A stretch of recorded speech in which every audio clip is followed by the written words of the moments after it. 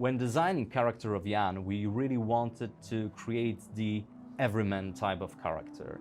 We felt this way it would be more easy for people to relate to him, understand his backstory and the choices that he has made in the past and the choices that shaped him. Was this path just a random sequence of events? It was crucial for Jan's past to have these points of regrets, because from these points we can branch into drastically different scenarios of how his life could turn out only if he had made some different choices.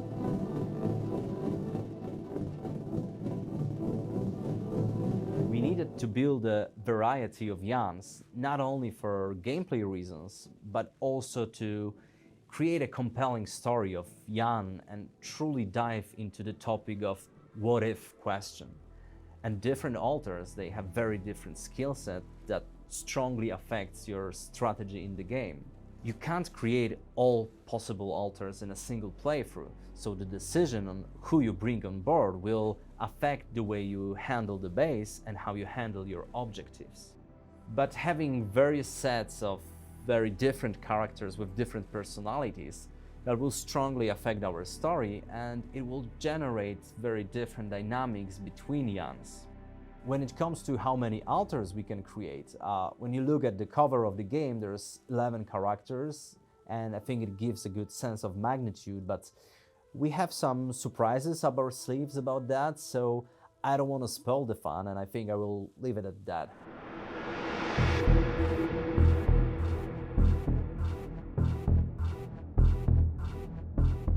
We decided to start with the technician because in many ways he is a polar opposite to the main Jan. And he is more competent in some things, while at the same time he can be quite flawed in the others. But what's interesting about him is he keeps challenging our Jan. That's why he's so useful at the very early stage of the game when we are onboarding the player with the whole idea of engaging in the relationship with your alters. Jan and the technician, they branched out quite early in their life paths.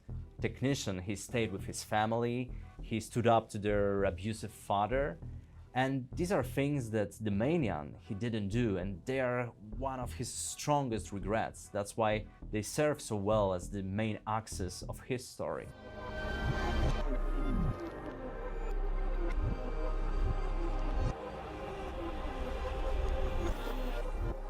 From the point of branching between Jans, their lives can go into very different directions. It's like this butterfly effect, where changing one little decision can affect your entire life and in the end make you a different person. And those differences in personalities are crucial to understand if we want to manage our crew effectively. Different Jans can react to our decisions in different ways. For example, one of them can expect us to be mission-oriented and focused on efficiency, while the other might require us to be more of an empathetic leader. And pleasing everyone won't be easy, if not impossible. The alters have their emotional state that affects how they work, how they behave, and if it's not managed well, it can lead to some drastic results, including rebelling against us. We can influence their emotions by our economical or strategic decisions, but also through interactions. I'm serious. You stood up to Dad. I didn't. Oh, really? And what did you do? Just stand and watch him take it out on Mom? The big part of the game are dialogues, and actually every dialogue choice in the game, it affects the emotional state of our alters. So we need to be really careful when talking to them. Understanding their personalities, who they are, where they are coming from, it is crucial because different approaches can work better with different alters. In that case, why don't you just kick back and take some time to get used to your new... Okay. The more Jans we create, the more different dynamics between them are generated. And that can of course lead to fights, arguments, we have a chance to intervene or pick one of the sides. For example, authors can argue about the quality of food in the base. One can think we should invest in a better quality food, while the other thinks that this is a waste of precious resources. So every time we make a promise, we need to make sure we can fulfill it. Otherwise, there will be consequences.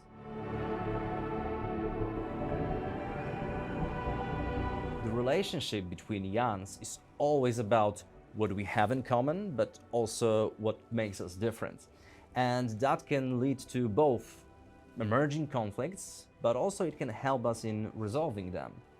So no matter how far different Jans are from each other on the branches of the tree of life, there's always something we share, there's always something we have in common.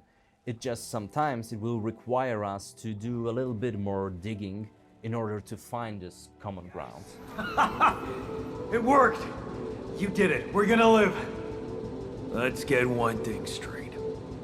I did what you created me for. With Jans, you can expect the unexpected. Like, we put a lot of effort to create these multi-layered characters that you will uncover piece by piece. And at first, when you learn the life path of one of the Jans, you feel like you understand that character just by knowing what he went through. But then you go deeper and deeper, and you are uncovering different surprises in not just his outlook of things, but also how he behaves, how he interacts with us, how he interacts with other alters.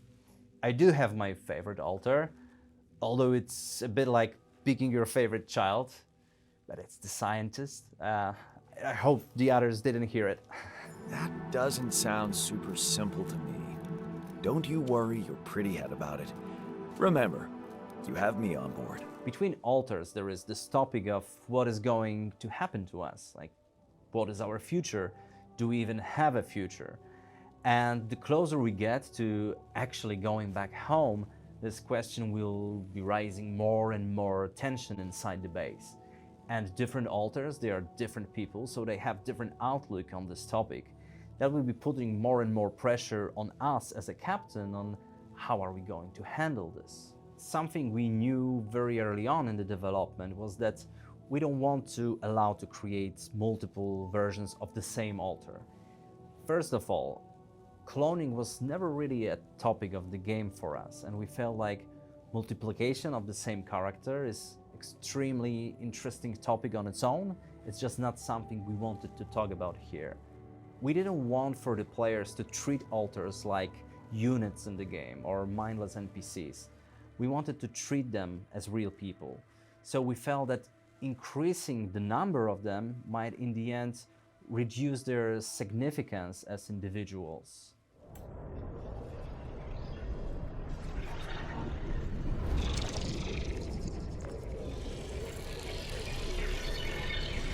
What's going on?